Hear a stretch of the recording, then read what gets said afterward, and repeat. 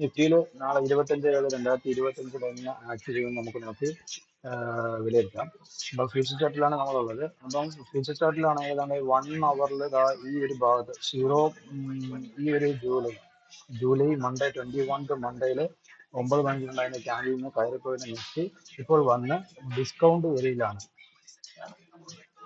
അപ്പം ഡിസ്കൗണ്ട് ഏരിയയിലേക്ക് വന്നേക്കുവാണ്. അപ്പം very discount area, high discount ഏരിയയിലേക്ക് വരുമ്പോഴത്തേക്ക് ഇവിടുന്ന് ഒരു എൻട്രിയാണ് നമ്മൾ പ്ലാൻ ചെയ്യുന്നത്. അപ്പം ഈ ഒരു എൻട്രി എന്ന് പറയുന്നത് നോക്കുമ്പോൾ നമുക്ക് ഈ ഒരു പാർട്ടുകളിലൊക്കെ നിങ്ങൾ ഈ ഒറ്റയ്ക്കൊന്നും നോക്കണ്ട. ഈ വർഷത്തേക്കിനൊക്കെ ഞാനാണെങ്കിൽ വീഡിയോ ചെയ്യുന്നതാണെങ്കിൽ വീഡിയോ ചെയ്യുന്ന സമയത്ത് റെക്കോർഡിങ് ചെയ്യുന്നതിൽ കുറച്ച് പ്രശ്നം സംഭവിക്കും. അപ്പോൾ അങ്ങനെ ആ വരച്ച ശേഷം വീഡിയോ ക്ലിയർ ആയിരുന്നു. അപ്പോൾ രണ്ടാമത് വീഡിയോ എടുക്കുകയാണ് ചെയ്തതുകൊണ്ട് ഈ വരെയെല്ലാം ഇതേപോലെ വന്നേക്കുന്നത്.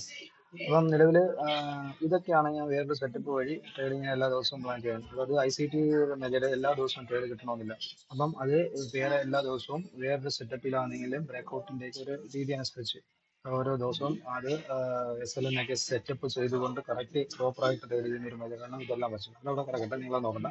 ഇനി 15 മിനിറ്റ്സിന്റെ ചാർട്ടിലേക്ക് നമ്മൾ പോയി നോക്കുമ്പോൾ നിങ്ങൾ കാണാൻ കഴിയുമെന്ന് വെച്ചാൽ 15 മിനിറ്റ്സിലാണെങ്കിൽ ഈ ഒരു ചാർട്ട് 21 മൺഡേ 9:25 ഉണ്ടായിരുന്ന റെഡ് ക്യാൻഡിലിനെ അന്ന് തന്നെ ഉണ്ടാക്കിയിരിക്കുന്ന ഈ 9:30 ഉണ്ടാക്കുന്ന ഗ്രീൻ ക്യാൻഡിൽ സ്വീപ്പ് ചെയ്തിട്ടുണ്ട്. ഇവിടെ ഈ ഒരു ഭാഗത്താണെങ്കിൽ സ്വീപ്പ് ചെയ്യുകയും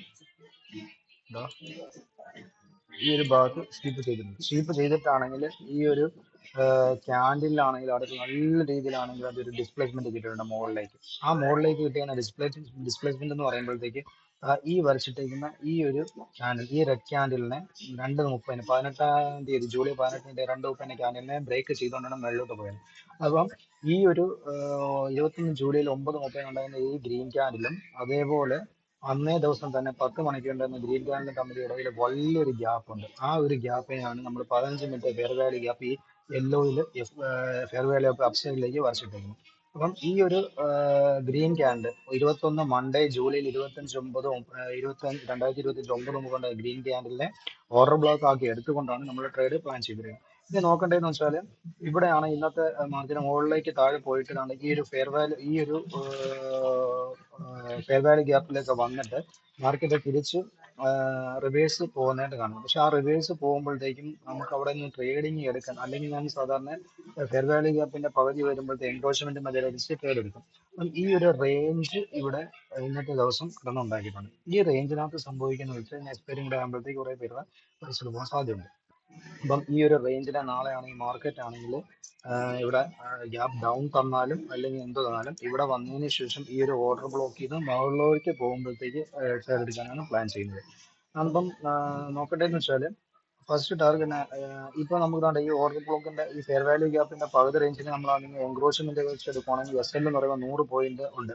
അപ്പം ക്യാഷ് ഉള്ളവരൊക്കെ ആണെങ്കിൽ 2 ലോട്ട് എടുക്കുന്ന ഒരു ലോട്ടിലൊക്കെ അവിടെ ആണെങ്കിൽ ഒരു എൻട്രി പ്ലാൻ ചെയ്യാം. പക്ഷേ അതാണെങ്കിൽ മാർക്കറ്റ് താഴേക്ക് വരാൻ ചാൻസ് കൊടുക്കുകയാണെങ്കിൽ വേണമെങ്കിൽ എന്ത് ചെയ്യും, അത്രയും കൂടെ SL കുറഞ്ഞിരിക്കും. 68 പോയിന്റ് വ്യത്യാസം. ഇപ്പോൾ നോക്കിയെടുക്കുക. ഇപ്പം എൻക്രോച്ച്മെന്റ് മെത്തേഡ് അനുസരിച്ച് നാളെ വേണമെങ്കിൽ ട്രേഡ് പ്ലാൻ ചെയ്യും, അല്ലെങ്കിൽ പക്ക ഓർഡർ ബ്ലോക്ക് വന്നിട്ട് വേണമെങ്കിൽ ട്രേഡ് ചെയ്യും. പക്ഷേ സ്ട്രിക്റ്റ് SL എന്ന് പറയുന്നത് ഈ ഒരു 24,920 താഴോട്ട് പോകരുത്. അതിന് താഴോട്ട് വരുമ്പോഴത്തേക്ക് SL ഉണ്ടെങ്കിൽ അതിന് ഫുള്ള് ഓർഡറും എക്സിറ്റ് ചെയ്യുന്നതായിരിക്കും നല്ലത്. അതെ. പിന്നെ രണ്ടാമത്തെ കാര്യം എന്ന് പറയുമ്പോഴത്തേക്ക് ടാർഗറ്റിനെ ചെയ്യുന്ന വെച്ചാൽ നാളെ ഇവിടെ ഒരു ഗ്യാപ്പ് ഡൗൺ തരികയാണെങ്കിൽ ആ ഗ്യാപ്പിനെ ഫില്ല് ചെയ്യാൻ വേണ്ടി ഒരു ടാർഗറ്റ് വേണമെങ്കിൽ കൊടുക്കാൻ പറ്റും. ഇറേഞ്ച് ചെയ്യാൻ പറ്റുകയാണ്.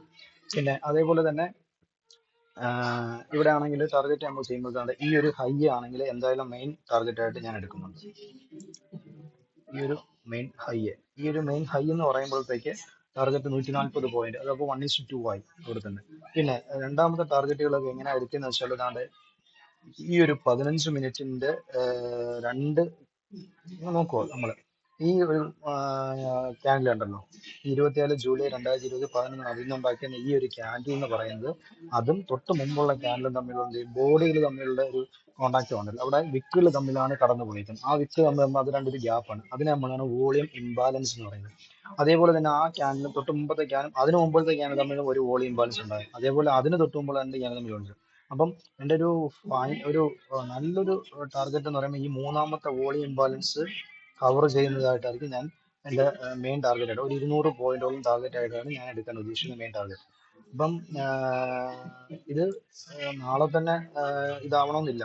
ചിലപ്പോൾ നമുക്ക് മറ്റന്നാളത്തേക്കായാലും സാധ്യതയുണ്ട്, അടുത്ത ദിവസങ്ങളിലേക്ക് ഉണ്ട്. അപ്പോൾ എന്തായാലും ഫസ്റ്റ് ടാർഗറ്റ് ഉള്ള ഇത് പ്രോപ്പറായിട്ട് എടുക്കാൻ ശ്രമിക്കുക. 142 പോയിന്റുള്ള നിഫ്റ്റിയിൽ. അപ്പം സെക്കൻഡ് വേണം ഇവിടെ ടാർഗറ്റ് ചെയ്യാം, തേർഡ് ഇവിടെ ടാർഗറ്റ് ചെയ്യാം. അപ്പം സ്ഥിരമായിട്ട് ഒരു 4 ലോട്ട് എടുക്കുന്ന ഒരാളാണെങ്കിൽ ഫസ്റ്റ് 2 ലോട്ട് ഈ ഫസ്റ്റ് ടാർഗറ്റ് അടിക്കുമ്പോഴത്തേക്ക് എക്സിറ്റ് ആവുകയോ അല്ലെങ്കിൽ ട്രയൽ ചെയ്യുക. സെക്കൻഡ് എന്ന് പറയുമ്പോഴത്തേക്ക് ഒരു ലോട്ടും കൂടെ വരുമ്പോഴത്തേക്ക് മൂന്നാമത്തെ ലോട്ട് ഇവിടെ വെച്ച് ട്രയൽ ചെയ്യുക, എക്സിറ്റ് ആവുകയോ ചെയ്യുക. നാലാമത്തെ എന്ന് പറയുമ്പോഴത്തേക്ക് ഇവിടെ വരുമ്പോൾ ട്രയൽ ചെയ്ത് മസ്റ്റ് ആയിട്ട് ട്രയൽ ചെയ്തിട്ടേക്കണം. അപ്പം കാരണം വെച്ചാൽ ഇതിന് വന്നു കഴിഞ്ഞാൽ ചിലപ്പോൾ താഴേക്ക് തന്നെ പതിക്കാം. പിന്നെ ഇവിടുന്ന് പോകുന്ന മാർക്കറ്റ് താണ്ട് എൻ്റെ ഒരു ടാർഗറ്റ് 2 എന്ന് പറഞ്ഞ് ഞാൻ അടിച്ചിട്ടുണ്ട്. അപ്പം ഈ ഒരു ഭാഗത്തേക്ക് വരാനുള്ള സാധ്യതയുണ്ട് 234 പോയിന്റിലേക്ക്. അപ്പം അങ്ങനെയാണ് എൻ്റെ നാളത്തെ ട്രേഡിൻ്റെ പ്ലാനിങ് എന്ന് പറയുന്നത്. അപ്പം ഇങ്ങനെയാണ് ട്രേഡിങ്ങിൻ്റെ നമ്മൾ ഉദ്ദേശിക്കുന്നത്. അപ്പം ടാർഗറ്റ് എടുക്കുന്നത് നോക്കുക, ഈ ഒരു ഓർഡർ ബ്ലോക്ക് മാർക്കറ്റ് വരുന്നത് നോക്കുക. അങ്ങനെ നോക്കിയിട്ട് എടുക്കുവാണെങ്കിൽ നല്ല രീതിയിൽ സക്സസ് ആയിട്ട് ട്രേഡിങ് വിജയിക്കാൻ പറ്റും. Okay, thank you.